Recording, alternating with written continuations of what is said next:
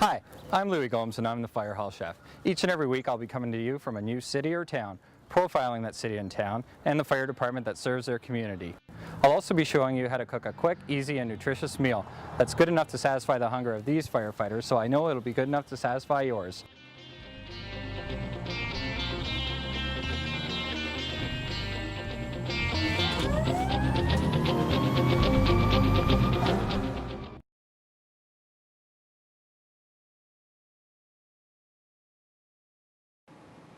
We're in the kitchen at station number 4 up in the north end of Waterloo. The address is actually 911 University Avenue East. And I'm super excited to be in the kitchen with Patrick Mattieu. I met him a couple weeks ago, and his crew and himself is just super passionate about food. And Pat, what are you going to cook for us today? Well, today, Lou, what we're going to make is we're going to have a nice Creole shrimp, and we're going to side that with a little jalapeno cheddar cornbread. And to stay with the southern theme of the menu, we're going to do banana Foster split. So we have a nice little southern menu for you guys today. Nice. I'm really excited. Let's get started then. All right, sounds good. So we're just going to fire up our oven here, Lou. All right.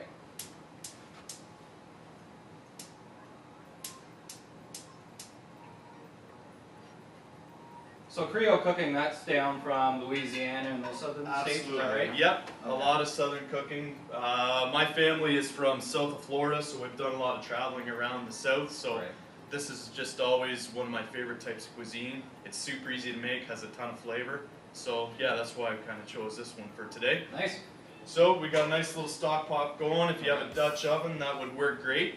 What I'm going to do is I have a 1/4 pound of bacon here, just kind of chopped up. All right. We're going to throw that into our pan, and we're going to let that go for a little bit. Once we get that nice sizzling going with the bacon, get a little of the fat rendered out, and that's going to be the base for our Creole shrimp. Okay. While I got that one going, if you don't mind, we'll start up this other burner over here. All right. And what we're going to do is, just because we have a 1/4 pound of bacon in here, we might as well use the other half of the bacon. Okay.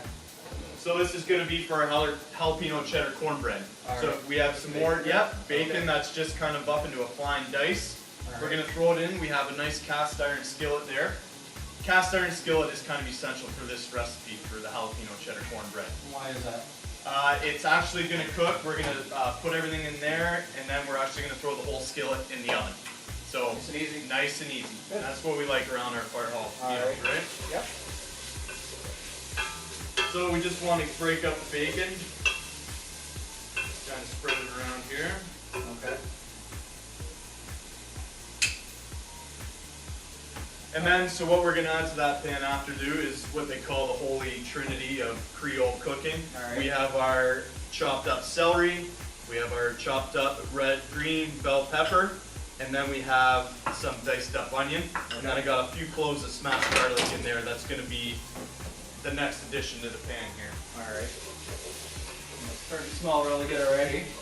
You tried this out on the guys yet at work? Absolutely. Oh, yeah? This is one of the fan favorites. Good. If you can give that pan a stir Sure. there, Lou, just break up the bacon.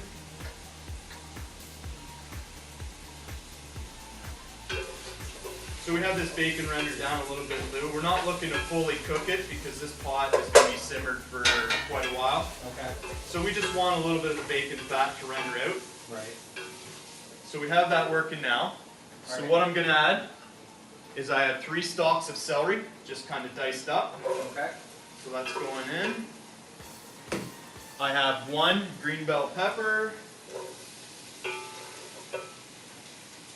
And then I have 1 medium sweet onion. Again, just finely chopped up. And then I got a couple cloves of smashed garlic, just for a little extra flavor going in. So we're just going to give this a little stir. We're going to cook it with the bacon about 7 minutes or so, just till the vegetables are soft. All right.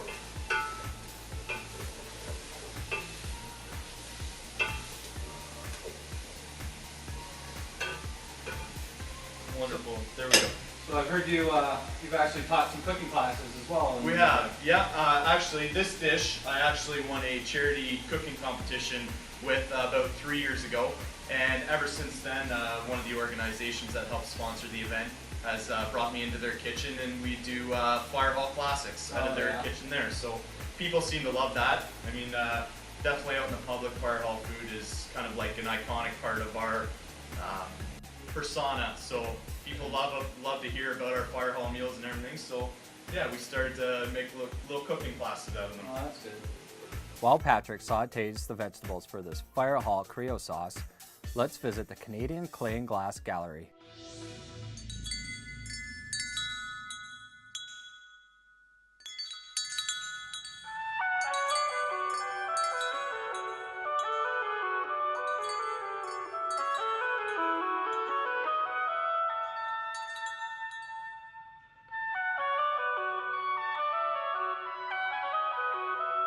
We decided that we would challenge the idea of the art gallery as a white box.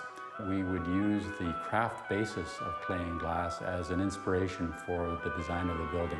All of the components that went into the construction of the building would be part of the aesthetic character of the building.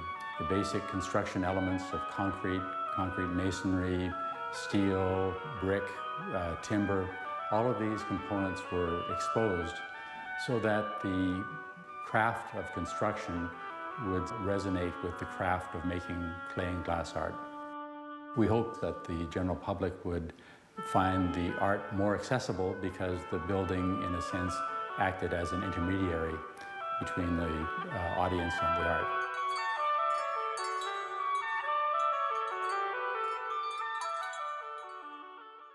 Well, we're back in the kitchen with Pat, and this has been rendering or softening up now for about 8 minutes, and we're ready to move on with some more ingredients, right, Pat? Yeah, sounds great. Vegetables are nice and soft. We're starting to get those nice little bacony brown bits on the bottom of the pot. Okay. So now we want to add our liquid. So what we're going to do is we have a little bit of chicken stock here, and I'm going to add about a cup or so to the chicken stock. All right. And as you can hear that already, Lou, it's just starting to loosen everything up. Give that a good stir once you first get your liquid in there. Okay. And that'll just loosen up all the nice little brown bits on the bottom. It's for just extra flavor. Right. So we have our chicken stock in there. Okay. I'm going to add that bottle of clam juice that we talked about. Right. So in the pot that goes. We're going to add one 28-ounce can of crushed tomato. So that's what's going to give Creole shrimp a nice dark, rich red color. Okay. Get all that in there. We'll keep stirring our bacon. That'd be great. Thank you. So each time we get something new in here, make sure to give it a good stir, make it nice and incorporated. So we're going to add some fresh herbs to this, Lou. I got a couple bay leaves. They're going in. And then I have a tablespoon of fresh parsley and a tablespoon of chopped chives. Okay. So in they go. So that's going to give some great flavor and a nice little green pop to the pot as well. And like we said before, the old standby for any good Creole cooking, we have a couple dashes of Worcester. And anytime you get a chance to use this stuff, it's like a all-purpose seasoning. It's awesome. It adds any really good. great flavor to anything. Yep. And just a little spice for the boys. A couple dashes Tabasco, just for a little bit of heat. So you got that stirred up, Lou. I'm just gonna add a little pinch of brown sugar, Okay. just for a little sweetness. So you get some sweet and heat. That's it. Nice. I noticed you haven't added any salt or anything like that. Well, there we go. and what we're gonna do, and Lou, anytime we use salt, we like to use nice sea salts. Put it in your hand, it avoids you from just dumping salt in. Right. You know you're gonna use a lot less. So I just have 4 sea salts there, and in they go. Okay. And you know what? This has enough flavor from everything else. We don't need to overkill it with salt. Yeah. I'm just gonna add a couple dashes of pepper. And that's it for the base of our Creole shrimp. Nice. So what we'll do now, Lou, is we're gonna let this kind of simmer for about 45 minutes to an hour. Okay. And then we're gonna add our shrimp right at the last minute. And that's super important to add the shrimp at the end. Shrimp are easily one of the most easy things to overcook. Okay. So they take just a few minutes. So we're gonna let these flavors develop in the pot. Right. And then we'll just throw the shrimp in during the last 5 minutes just to cook them through. Okay. And then we'll be ready to go.